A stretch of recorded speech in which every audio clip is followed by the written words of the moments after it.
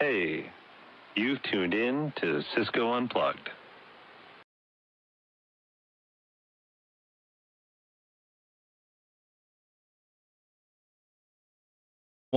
And Happy New Year. We're here in 2024, hard to believe already. And welcome back to Cisco Unplugged. And I'm Dan Clamert, your host, once again here. And this week on episode 23, we've got a special, very special crossover episode here. We're doing live with Drew Lentz from CES Las Vegas. So welcome, Drew. How are you doing today? Woo! I love that guy. He's great. I can't my normal intro. You know, if anyone has ever heard me speak, they know that the first thing I do is I start off any of my presentations with the good old woo! Good old Ric Flair woo. Pop those mics, check those levels. Live from CES. You asked for it, you got it. And Drew is he's also AKA the wireless nerd from the Waves podcast. So that's the crossover event here. The crossover, as I build it, of event of 2024, Drew. How do you like that? It is. It's the biggest wireless podcast event of the year so far. So far, yeah. Asterisks. So far. Small print. I'm just waiting on security to come bang on my door and tell me to shut up. This is so good. Well, thank you for being with us this early. I know in Vegas, you're out there. It's this early, so I call that a win already that you're on here this early. So thank you. You don't understand. I found a tiki bar last night that my wife and I and my business partner went to, and it is. I think it's just called the Tiki Bar. I don't remember what it was called, but it is. If you've never been to this spot, oh my goodness, let me tell you. It is one of the most fun places I have been to in all of Las Vegas. It's off strip. It's in Chinatown. And like free plug for the Tiki Bar, man. It was the Golden Tiki at 3939 Spring Mountain Road in Las Vegas. Make sure you make it out. We've got our first sponsor here of the day here of the year. So good. Our biggest sponsor of the year so far. So, before we get rolling here, for our unplugged viewers, we do, we wanted to come on here during our normal time slot here live, and we do usually do Slidos, which we will this morning have Slido, or today have Slido right now. So if you do have questions and you see this and you want to get those questions in, you can join the Slido, submit those questions. We will also have we're coming back tomorrow since CES is this week. Drew's out there live. And we're going to have another episode, another streaming session tomorrow, a little bit longer. Today, I guess, is more of a teaser episode, just an intro. And then tomorrow, we'll post another session with some more great, exciting content here from CES. So just wanted to, I guess, plug that. If you have a question, get that in. If we don't maybe answer it today, maybe we can chase that down tomorrow. If you've got questions about the Consumer Electronics Show, you've never been there. I know I've never been there. I would love to go, but we'll get into that too. But so again, you can find us, and I'll give Drew a second here to unplug or to plug his show as well. But you can find Unplugged here at youtube.com/@getunplugged. And, I'd encourage you to like and subscribe out there to be notified when we do go live with that content like tomorrow. So you'll be notified when we do go live and see that a little bit more info from CES. So go ahead, Drew. I introduced you already, but tell us a little bit about yourself and Waves. I'm just a nerd. But I'm in good company, right, with you all. So it's fantastic. I grew up in a small town in South Texas. No, we don't have to go back that far. But I don't know if we have time for all that. Yeah. No, I've been involved in the wireless industry in one way, shape, or form.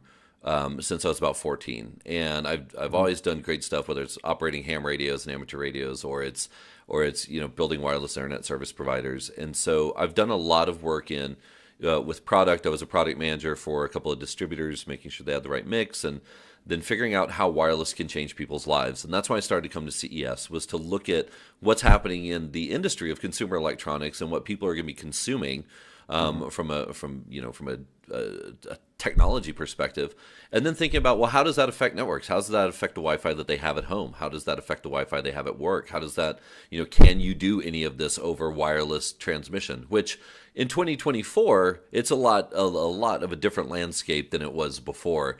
We were dealing with some pretty choked throughput that we had to figure out how to work. But whether it's wireless internet service providers or Wi-Fi, now I'm in a great space where I have the opportunity to be a part of the Cisco wireless product management team, and I work on our access points and our software and our services, and I help figure out what people are looking for out there in the world, in enterprise and in business, and figure out how to adapt our products to make sure that they can take full advantage of everything and get the user experience that they want. So then you think about how CES plays into that, But yeah, the Waves podcast, I started that. I'm about half a year in on it. I've been blogging for quite a while.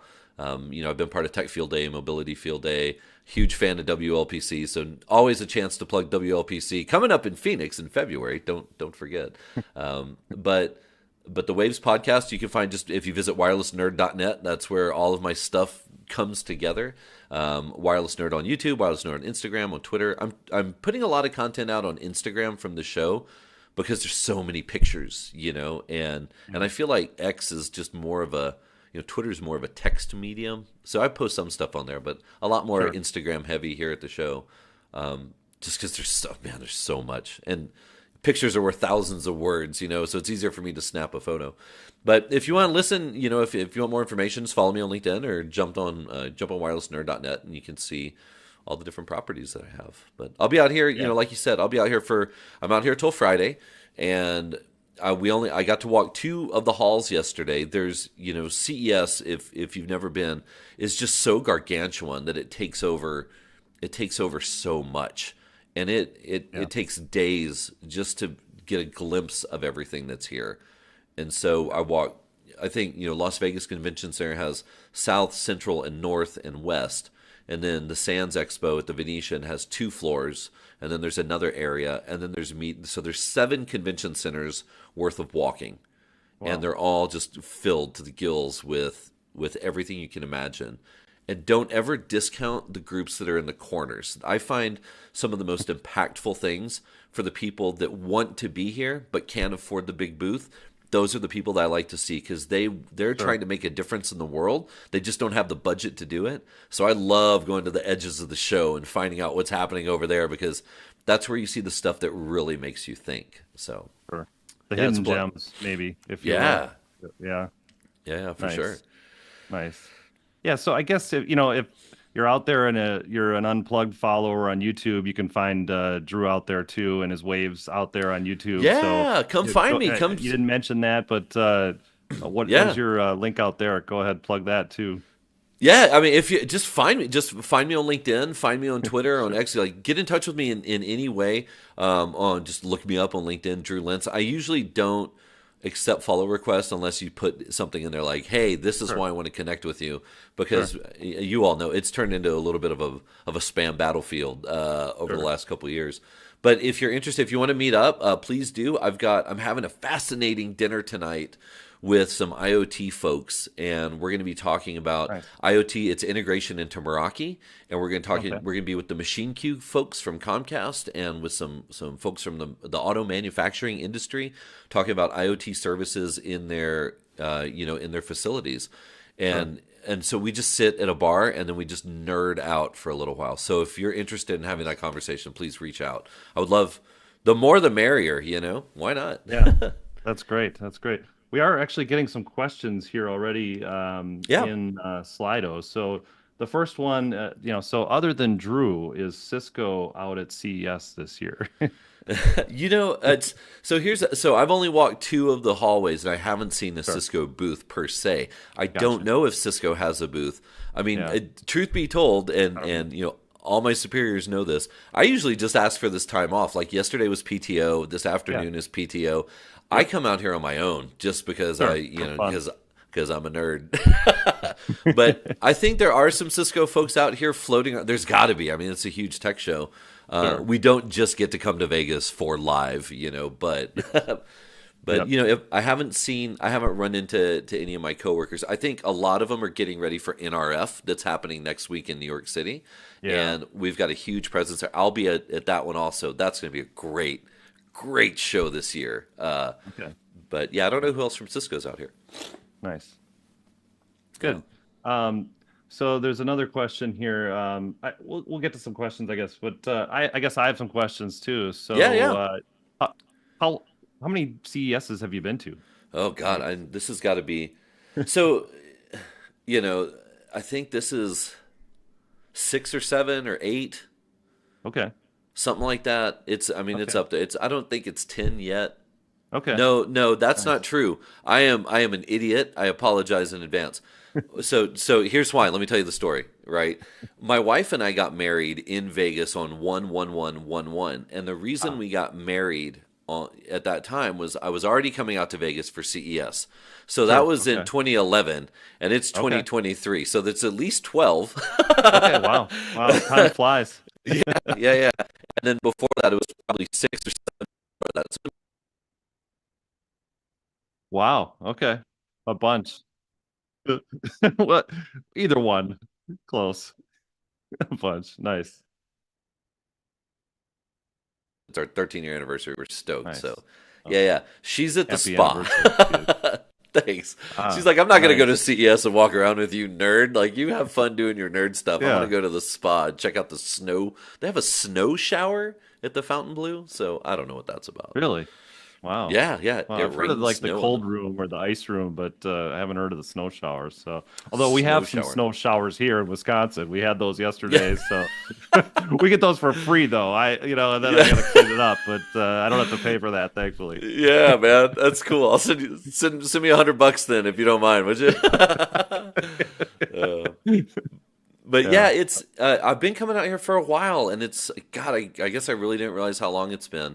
And you've seen the show change over time, just like every show. I mean, God, remember Comdex? I mean, it's that's what I was going to ask. Is what do you? I guess obviously it still excites you to continue to go out there, and what excites you about it? Nowadays, or what are you excited about this year? That's such a great question, and I have my method. I think you can't attack a show like this unless you have a methodology behind it. In my opinion, live is a great show, but you can get through the live exhibit hall in one day. You know what I mean? Sure.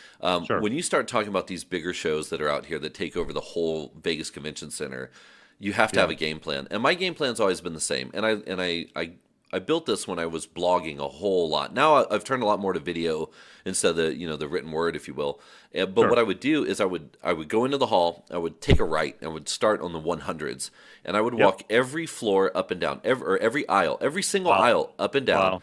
And the first day of the show, I would do that. And if there was some left over, the second day, the third day. So I'd still do that. Wow. And what happens is I get through the entire show, and I give everyone the benefit of the doubt. I look at everything that I can, and if even there's a slight interest, I stop and have a conversation.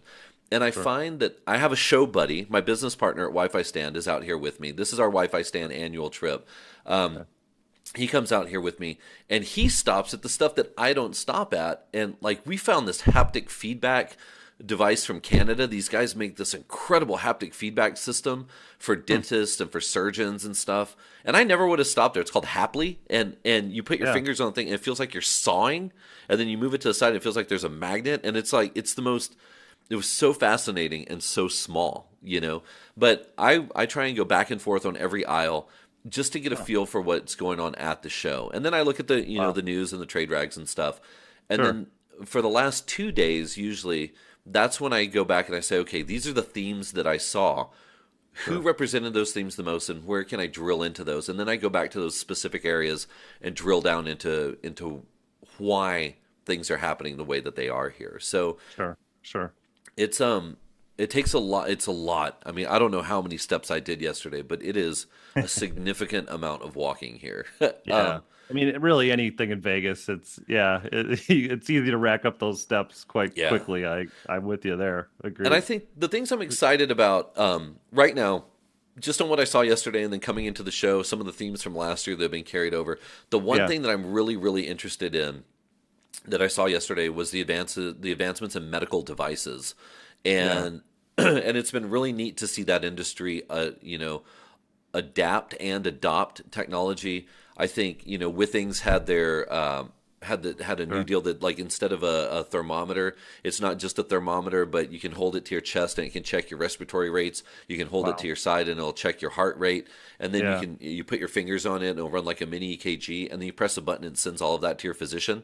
And so for the same price as a regular digital thermometer, now you have 5 different things that you can do. Things like that are exciting because of the area that I live in. Yeah. Sorry. Yeah, when you mentioned that haptic feedback and dental and that sawing thing, I mean, I have a million questions on that already. I mean, it's just I mean, I'm assuming that's for like remote surgery where you're like remote dentist or remote, so you get that kind of that feedback. Dentistry. Okay? Wow.